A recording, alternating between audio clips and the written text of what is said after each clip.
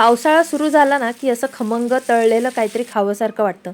जर तेच तेच पदार्थ करून कंटाळा आला असेल तर ही रेसिपी नक्की ट्राय करा. खूप सोपी आहे.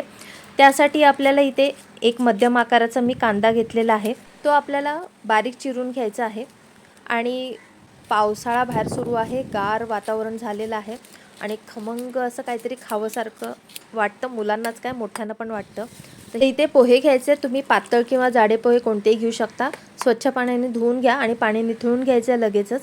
आणि इथे 4 मध्यम आकाराचे उकडलेले बटाटे घेतलेले आहेत आणि व्यवस्थित आपल्याला स्मॅशरनी स्मॅश करून घ्यायचं आहे. आणि आपले जे भिजवलेले पोहे आहेत ते घ्यायचे आहेत. बारीक चिरलेला कांदा, हिरवी मिरची तुमच्या आवडीनुसार घालायची आहे, कमी तिखट कसं लागतं तसं.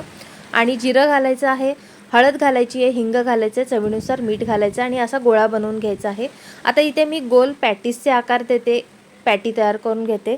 तुम्हाला ज्या आकाराचे हवे आहेत त्या आकाराचे करून घ्या आणि शॅलो फ्राय करून घ्यायचे. तेल व्यवस्थित कडकडीत गरम करून घ्या पॅनमध्ये आणि मध्यम आचेवरती सोनेरी रंगावर येईपर्यंत दोन्ही बाजूनी व्यवस्थित शॅलो फ्राय करून घ्या. हिरवी चटणी किंवा मुलांना द्यायचं असेल तर केचप बरोबर सर्व करा. खूप छान रेसिपी आहे. आवडल्यास लाईक, शेअर, फॉलो आणि कमेंट नक्की करा.